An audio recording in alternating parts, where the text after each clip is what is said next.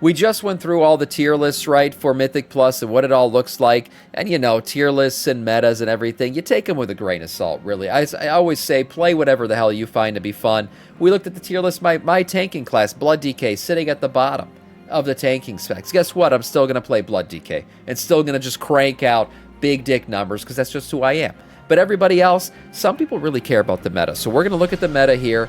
The meta shift has arrived to pre-patch. Let's see what this one's all about with the 12.0.1 changes. Hello guys, how's it going? My name is Dal, and apparently today we're getting a massive update dropping for the pre-patch, patch 12.0.1, which is a massive set of updates that brings with it a bunch of new changes, a lot of those being changes from the beta that are now making their way into the live realms, which includes massive overhauls to the UI, everything from boss timers to boss meters to damage meters to nameplates, even transmogging. A bunch of these systems that they've updated for Midnight are receiving a pretty big overhaul in this update, but also there's a lot of class buffs here, some of which we actually did cover in another video, and I don't really think it's a good idea for me to spend the time repeating myself all over again with all these other buffs. So later in the video I'll talk about how I'm handling that, but essentially I'm just going to be doing a condensed version for some of the changes that are covered in a separate video, and anything new that I'm actually going to dive into in detail for this one specifically. Okay, because nice. It's a long, big update. I'm going to have timestamps down below so you can skip around. Yeah, to this all is the probably sections that you were the most interested in. I would or say if you want to reference. this is the biggest post pre-patch we've ever gotten. Now, there's a lot of prefaces there, but what I'm saying is this patch is hitting after the pre-patch. It's between the pre-patch window and the actual expansion launching, and the amount of changes that just happened in the game over this 0.01 patch is actually insane. It's completely changed how a lot of the classes play, and we're like before early access.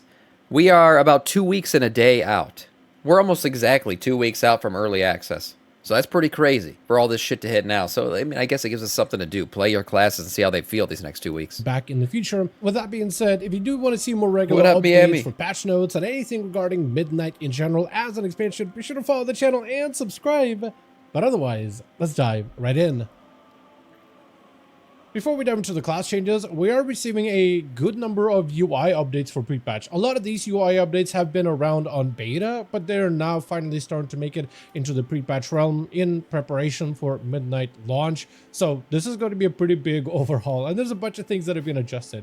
Like the transmog system, artifacts can now again override currently equipped weapons. You'll get better window management when it comes to naming conventions and customizing different outfits. Yeah, a lot of these customization changes are really nice. Miami said, I'm predicting you're going to blow up at midnight. Keep grinding, man. Thank you. I appreciate that. Thank you. Hey, we're here. Blowing up or not. Sam, do you want me to return to WoW? Of only camp, everybody should return to WoW, because what are you going to do? Touch grass? The fuck's the point of that? Just play WoW. What's wrong with you? But also some cost reductions for certain events. Hold on. Did I mute this shit? I did mute it. There we go. Such as Trial of Style, as well as Event Theory Emperor Court. Nameplates have also gone a couple of adjustments here as well ever since their initial release to try further refine them a little bit better. Better cast highlights whenever a name is casting at you. That's going to be made more obvious for your characters. More controls show just the scaling of the nameplate, but also fix issues with raid markers and certain crowd controls not being displayed properly. Damage meters have also gone through a few changes as well, specifically enemy damage. They've gotten much better. Damage meters have gotten much, much better since they first came out. And look, I'm telling you, if you haven't tried it yet, try the game without add-ons. Just do it. Raw dog the game. I've said it 1,000 times. It's how I'm playing, and it works, man. It works, and it's smoother, and you just learn to live without the add-ons. You just do. And you know what? Every single add-on that you miss, I swear, Blizzard's adding them in, slowly but surely. All those features that we keep, oh, damn it, I need an add-on for that. They keep doing it. They keep adding them in. So just do it. Just do it. Follow me. Let's create a raw dog nation of WoW players. Everybody raw dog. It's going to be a good time. Death recap being added, which is going to give you a lot more information as to if you do die in a dungeon or raid, exactly what killed you, exactly what was avoidable damage or what wasn't avoidable, so you get better information there. But also session data, so like every time you log in or log out, no longer just resets on the log out for a character, so you can actually keep those sessions even if you log out of a character if you want to reference them later. Boss warnings have also been adjusted in a great way. I actually didn't know this myself, but they have the timeline version. But if you enjoyed like the bar version of DBM or Bigwigs, they do have a bar version of boss timers as well. Yeah, this is nice. I gotta do off this. to the side instead of having the top of your screen be crowded. You now can do so pretty easily, and it even gives you timers for all those abilities. It's so nice, and I kind of like how smooth it all looks in general.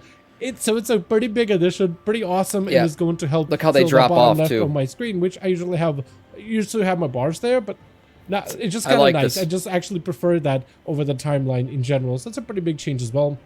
Otherwise, we also do get a number of different things, such as rate frames will have a few more customizations, specifically when it comes to healer customizing, cooldown manager, editing, and aura alerts are now in as part of the pre-patch update. And also, text-to-speech has also been improved. While not a lot of players utilize text-to-speech for their day-to-day gameplay, some players for rating and Mythic Plus content have actually started to use that feature because it will give you alerts and announcements like when an enemy is casting a spell directly at your character. So like if you do Mythic Plus dungeons and you just want to be alerted, usually you would do this with add-ons, that an enemy is casting a spell at you, giving you an opportunity to maybe stun them, interrupt them, or even pop a defensive cooldown, there's now an opportunity for you to add text-to-speech within pre-patch in order to give you more of that granular additional alerts. Most players will use it as accessibility feature, but Mythic Plus players have also been started to use it recently in beta as like an alert feature for some of those mechanics in particular. Right. As for the class changes, I am going to go over them in an alphabetical order, but I am not really going to be detailed for every single change. Recently, we did post a video on some of the changes on the beta, where I did go into much greater detail regarding a lot of these. This is essentially some of those beta. I use alerts for interruptible boss spells. Yeah, they're really good for interruptible spells and all that. A lot of the features that DBM and you know, likewise, a lot of add-ons like that used to call out. Yeah, they're built in to these voice call-outs, accessibility features they call them. But really, a lot of people just use them, not for accessibility reasons, but just to call shit out so they don't miss it. So yeah, if you really get in there and customize that shit, you can really build it out the way you used to have like a DBM or something call stuff out. The changes plus additional info. So for stuff that we've already covered previously, I will mention that, hey, there's a separate video in the description. If you do want to get more detailed info, go to that video. Here, I will summarize some of those beta changes, but also I will add new changes on top of it, starting with the class of Death Knight, where for Blood and Frost, I'm just going to do a summarization. For Blood, we saw huge damage improvements for Blood DK, pretty much for majority of the abilities, buddy. plus a slight survivability increase. Definitely give a Blood a go this time around. It's looking like it actually is going to hit much harder, specifically in dungeon content. If we hit at all, it's going to hit harder, because right now we hit like fucking nothing.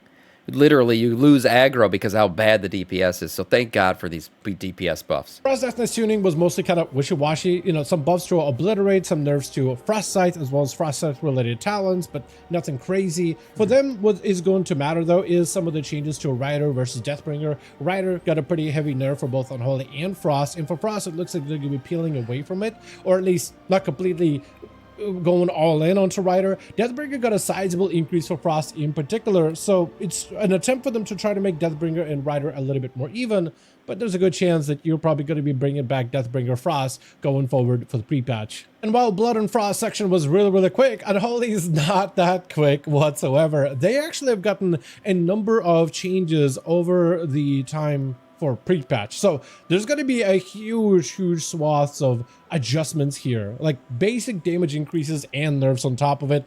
Unholy found itself to be kind of popular in the beta, and it's probably something. It's just unfortunate to see that the Blizzard noticed it that early, because nerfs are coming. As soon as this thing gets too strong and too popular in the beta, nerfs appear. Yeah, I'm sure he's going to talk about it, but it also happened to Beast Mastery Hunter. It's like, for some reason, if you are the front runner as a DPS class early in a like pre-patch cycle or in a patch before it actually goes live, you're always the one that gets the shit hammered out of you.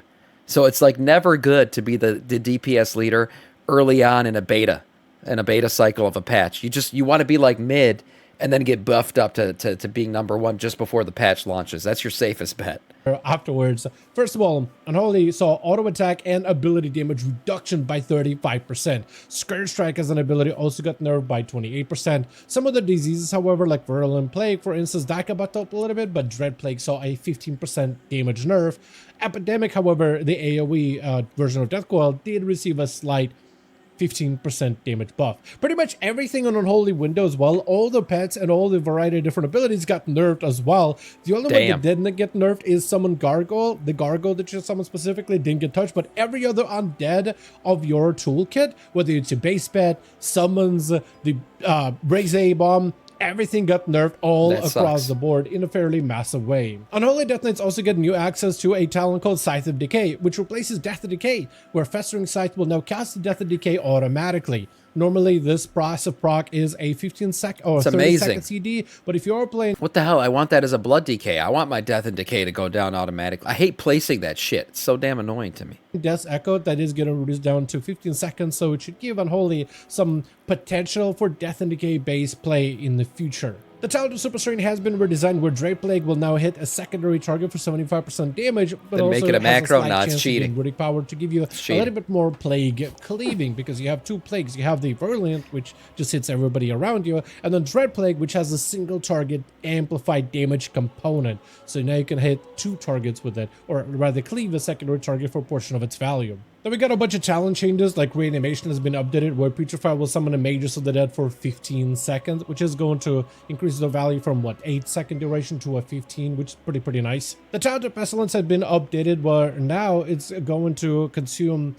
whenever Darkness Formation, whenever you press Darkness Formation, it just upgrades your Outbreak into Pestilence. It used to be an ability you had to press it, and then it would be upgraded. Now it's just a lot more like instantly upgraded, so you could preset it up ahead of time.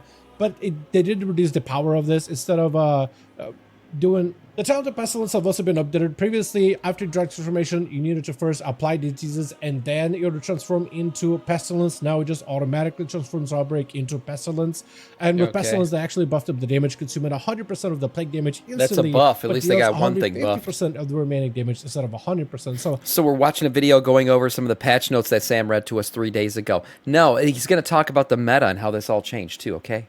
I mean, he's going through some of the quick shit that just changed. A nice buff with this capstone. Be patient. Like I said before, Army of the Dead, as well as other I think I didn't pre-watch the video, so I don't know. Quite a decent bit. Army of the Dead will summon ghouls that are now 75% more effective than basic ghouls instead of 100%. They will last for 15 seconds, a baseline at the very least, though. Abilities like Raise Abomination or Gargoyle no longer automatically putrefy 2 of your ghouls, and the Raise A-Bomb's Disease Cloud that buffs your minion damage have also been reduced quite a bit. Man, there's a lot of changes on Unholy. What the hell? He's still going with this shit. It now increases putrefied damage whenever you do use it as an execute. It also consumes all available putrefied charges to cast Putrefy on the target to kind of help out with some of that rotational bloat. And finally, Blightfall will increase all disease damage by 5% instead of 10%, so it's another nerf there as well. Right. Moving on to Devour Demon Hunter, and Christ. the Demon Hunters there really isn't anything new from the beta. It's primarily going to be buffs for Devour, which are also kind of already been partially in pre-patch. Devour just moved up a shit ton on the rankings, so I mean they're looking really good now after these changes. Basically buffing the ability of Reap and giving they got more buffed out the ass. Regeneration. So the biggest advantage that Devours will actually get a benefit from in pre-patch is the ability of Collapsing Star, which is meant to be a core ability that Demon Hunters should spec into. That being said, there are some builds that don't even utilize this ability whatsoever. And so, because it's a good ability in AoE, but not really great in single target, but they still want it to be a very core ability because so many of your skills actually rely or play around with the ability of Collapsing Star to one degree or another. So what they're doing is, whenever you get Collapsing Star, like after you can gather all of your soul fragments, if you start channeling the ability and then you move last second in order to avoid mechanics, you still lost all of those soul fragments to even use the ability. Now, whenever this happens, whenever you do have to move, it will no longer consume those soul fragments. It will instead just put a cooldown on the ability for a short second, but it won't make it... Right, the fragments only get consumed if the cast actually finishes. Yeah, I remember reading this. Yeah, so that's good. That's good. It was probably a very shitty feeling to have to move mid-cast and lose all your fragments. Good. It was fun. I hated Collapsing Star was a bitch. Everyone's got an opinion on Collapsing Star. It seems to be like the core ability for these Devour Demon Hunters. To waste those soul fragments whatsoever, which is super nice, making the playstyle so much better. And main mechanic for Devour Demon Hunter is now finally playable. It's been playable in beta, but now it's going to be made playable on pre-patch. The class of Druid also got a couple of changes as well, and it looks like it's for most of the specs. Restoration, for example, is going to be made to be a little bit less OP, because it has been really strong in the beta. It's the meta. Plus dungeons specifically. It's the meta. Which is not too many nerfs regardless. It's primarily like some crit regrowth, scaling that they're toning back a bit, but they are making them better for raid content in particular. Guardian Druid got a ton of big damage buffs all across the board, which is super nice. A variety of different talents and offensive abilities got improved. Balanced Druid also saw a bunch of buffs that we covered over on the beta video. But this time around, though, it looks like they did remember that, wait, Feral is a spec of Druid, so... Feral's still... I don't know, did you try the Forgotten Class? Hashtag the Forgotten Class. Have you tried Feral yet since these changes? Because we just looked at the updated, like, tier list charts for Mythic Plus, and Feral actually moved up quite a bit. It's at least, you know, it's viable now. It's at least mid, it looks like. So, Feral looking much better. I think it was actually upper mid. It was A tier? Might have been. So try Feral if you haven't. Get some buffs, and by I mean some, it's really like... handful. First of all damage has been increased by 8%, which is all right. See, buffed across the board, 8%. There you go. They also increased the damage of swipe, but 20% while in cat form, so that is going to improve their AoE. They also did buff up the healing of rejuve and wild growth as like hybrid healing options, which is, I guess, okay, but that's really about all Ferals have gotten. A lot of players were hoping for a lot more than that, but it's at least a step in possibly a right direction. It doesn't quite change some of the core issues of the Feral, but it's at least an improvement regardless. Then we have the class of the Evoker, and for them, there wasn't really too many new things from the beta. As Devastation, they did end up toning down some of that Flame Shaper, Fire Breath, Funnel damage, which was super strong, so they are redistributing the damage for that a little bit. As Scale Commander, they just want to make sure you're not having to use the ability of Deep Breath too often, so you're just constantly flying around a raid or a dungeon, because that's a nice position that can be really difficult to do. So they increase the base power without making you use Deep Breath nearly as aggressively as you were using. Then we get some adjustments for augmentation. One of them is apparently players were canceling Ebb and Might. You can now no longer cancel Ebb and Might, which is just hilarious to me. I do remember when they didn't want first launched. They didn't want Ebb and Might to cast? Why? Is there anyone out there that would know why that was? Like, why would you not want the increase in damage? Is it using some kind? It's using mana, I guess. Oh. Seen players were protesting them and made macros where they would automatically cancel Ebb and Might to help tank augmentation's logs and raids, which was absolutely hysterical. So I don't know. Wait, they were intentionally taking the logs? Why is that? So Blizzard could look at it and think they need a buff or something? What the hell? They made this change. Maybe there was some tech that players were doing with Ebb and Might canceling, but you can no longer cancel it. Some weird shit. Extension duration now matches the actual application rate, so you can just extend it on somebody, move miles away, and then keep the buff rolling forever and ever and ever. They also, because there's now less like add-ons that you can use in order to figure out who has a buff, who doesn't have a buff, who do you like buff up in general. They wanted to improve the ability to sense power. For this one specifically, they made it so now it dynamically updates. So he said it kept the buff rolling. So that's interesting. It was like a broken way to keep a buff rolling. Okay. Yeah, maybe if you stop pausing every 2 seconds, you'd find out, you clown. Fair. Duration of chat spicy today. So like if there's an extension, it'll be accounting for it. Also, a lot more abilities are now whitelisted into the ability effect, so we can give you a hopefully better idea of who has cooldowns rolling in, who you should be buffing for damage in like a raid or a dungeon scenario specifically. Mostly regarding the ability of prescience, which is your only like targeted buff that you can now really do for any of your allies, because Wait, it's called prescience? I called it pre-science this entire time. I thought it was like pre-science. I don't know what it, like, you know, they're talking about like some ancient shit or something. Prescience, okay. It just buffs everybody like in a raid, literally. My English wasn't Englishing, I guess. So this should hopefully give you a little bit better optimization tools and in-game support for buff gameplay. Moving on to the class of Hunter, and this one you'll actually have to reference the original beta video if you want to get real big nitty-gritty details on it, because nothing really new is here for pre-patch specifically.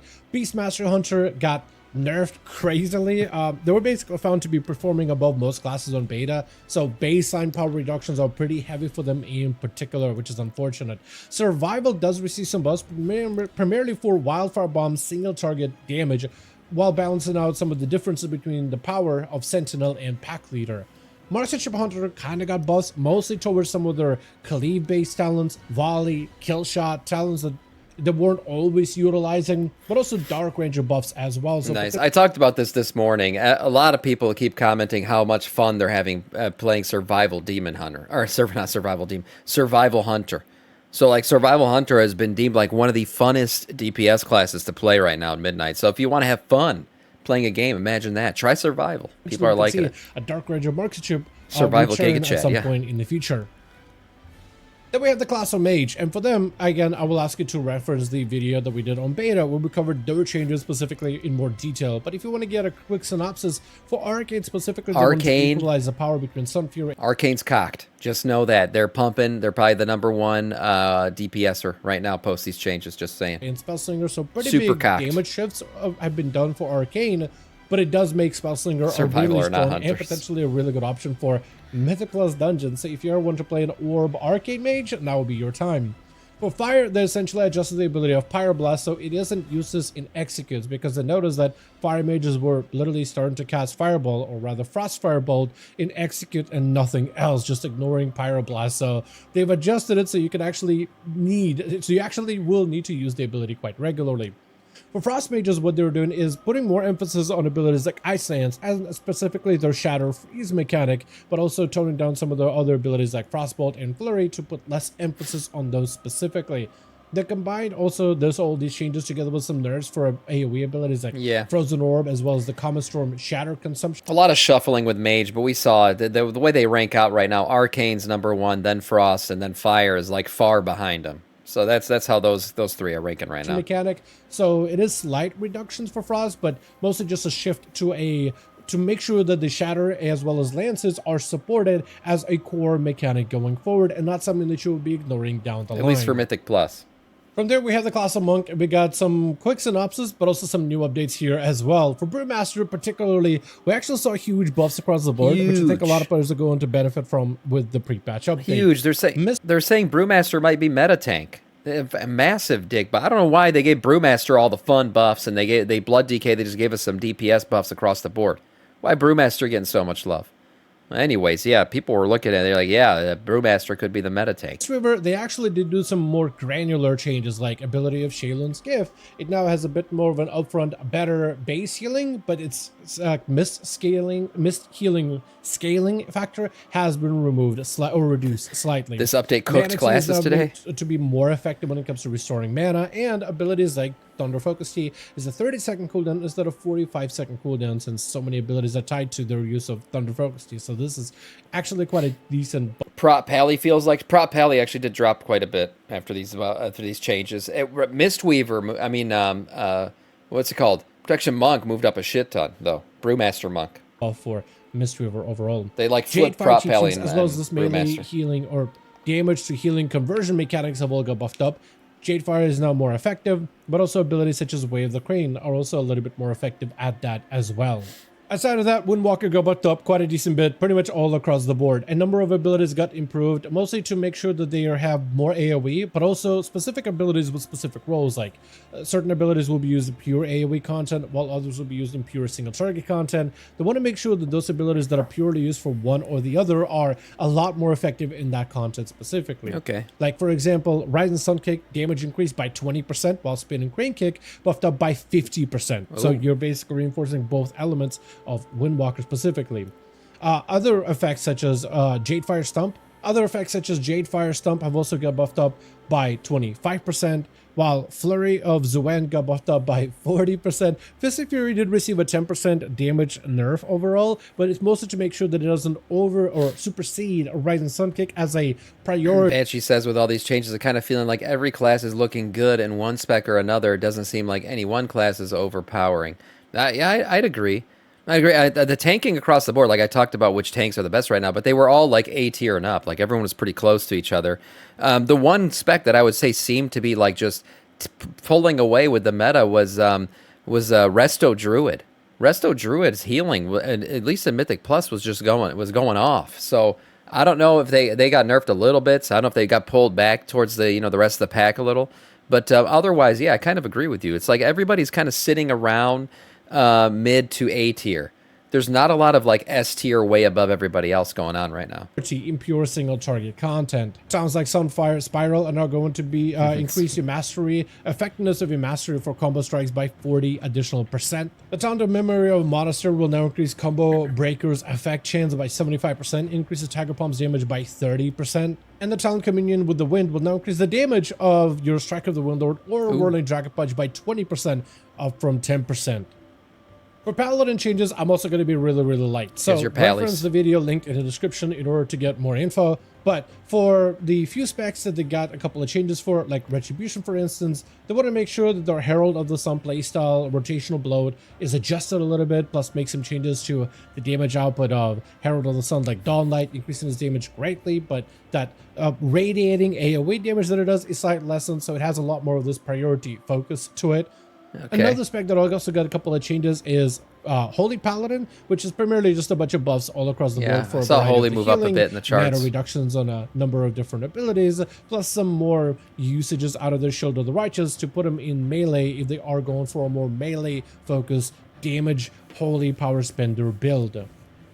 Next, we have the class of Priest, and I'm going to be partial in terms of some of the previous changes they had, but also some of the new stuff.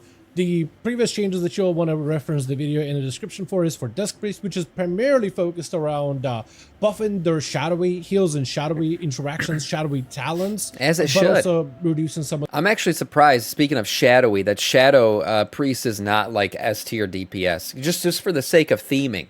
You know what I mean? Like, we're heading into a midnight expansion. The void is everywhere. I would think, like, just for that, sometimes I like it when this happens, just for the sake of lore. Like, Shadow Priest just happened to be #1 in DPS this time around. You know, I kind of like it when that shit happens. It kind of does typically happen when you get a new class introduced. Like, Death Knights, peak Death Knight, like overpowered, ridiculous 5-man groups of Death Knights running dungeons. That shit was happening in Wrath of the Lich King. Why? Because we're in Northrend, and the Lich King's around, and they're the most powerful they'll ever be. And then same with Demon Hunters. Legion comes around, right? You got all that shit going. They were pumping their asses off in Legion. Demon Hunters were great. So I just think, like, in an expansion where you got a lot of shit going on with the Shadow and all that in the Void, I would have been okay with it if Blizzard decided to make Shadow Priest the best DPS in this for this expansion. But they didn't. They're just good. They're just not great. The focus on that holy healing and holy specific talents, mostly it's situated between, like, Shadow healing with Void Weaver is imped up, but the Oracle version of Disc Priest with that holy healing is getting slightly toned down a bit. Shadow Priests have also got some changes where they got a baseline damage nerf, but a variety. A good portion of the specific abilities have been buffed back up quite a decent bit.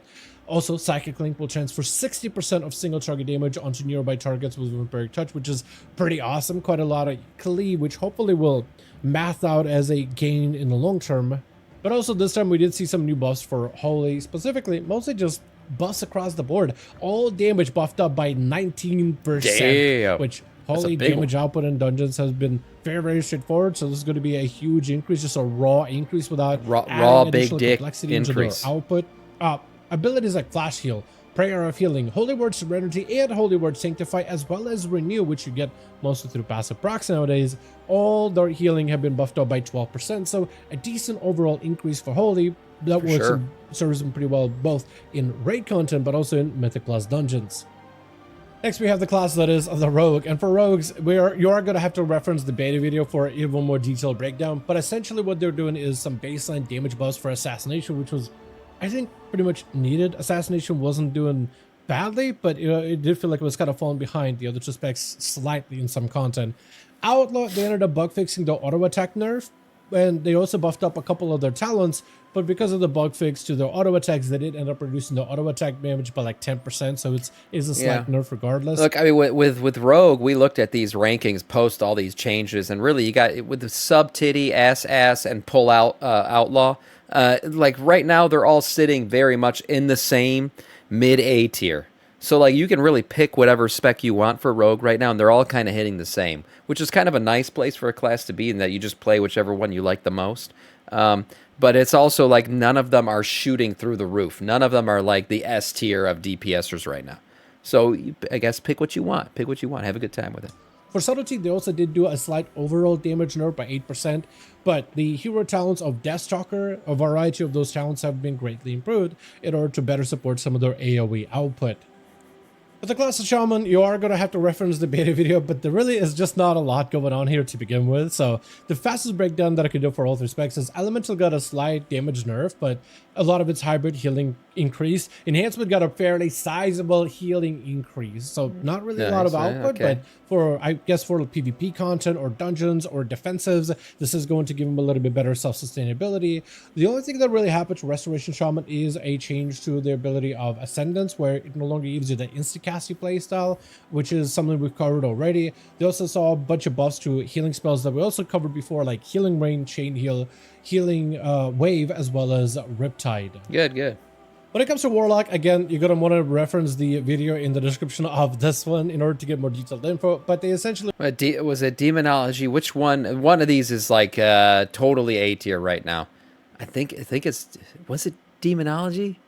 I think it was Demonology. Sitting at the very top with Arcane Mage. I wanted to do some hero talent tuning, specifically buffing things like Diabolus for Demonology, but doing a bit of tuning for Soul Harvester, because for both Demo and Affliction, that one was looking like it was getting real strong as of recently. Outside of this, for Affliction, they only ended up nerfing the ability of Dark Harvest slightly, by like 30%, but they didn't touch the rest of their kit for the most part. And Destruction got actually a fairly sizable damage increase pretty much all across the board for a variety of basic abilities and some of their talents, specifically focusing on things such as your Soulfire as well as the Avatar of Destruction talent.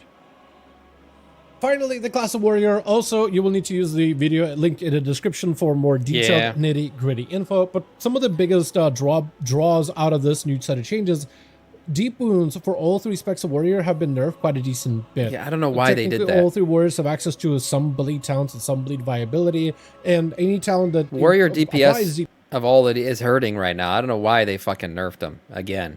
Blizzard doesn't like warrior DPS, I guess. Wounds have also been toned down quite a solid bit for all of them. For Arms Warrior, they specifically focused on giving him more AoE damage through the ability of Blaze Storm, but slightly less single target with nerfs to Mortal Strike, slight nerfs overall. Fury similarly got a very samey type of treatment, less auto attack damage, some adjustments between Bloodthirst and Rage and Blow to make sure one doesn't really overpower the other, but also buffs for some of their AoE base abilities. For Protection Warrior, unfortunately, we do see some damage nerfs, which is also not great. That is one of the tanks. They're still like Blood DKs at this point. Where other tanks got buffed up. Prot, unfortunately, does get nerfs here. Blood DK got buffed, Prot got nerfed, and Blood DK and Prot are probably still doing around the same damage. So that just tells you how fucking bad Blood DK damage was. 170. Of course, people are watching this. It's freaking me. It's entertaining. Why not? They also did see everybody's a bot here, so survivability no one's real. For a handful of towns, but nothing too crazy that's really going to redefine protection going forward.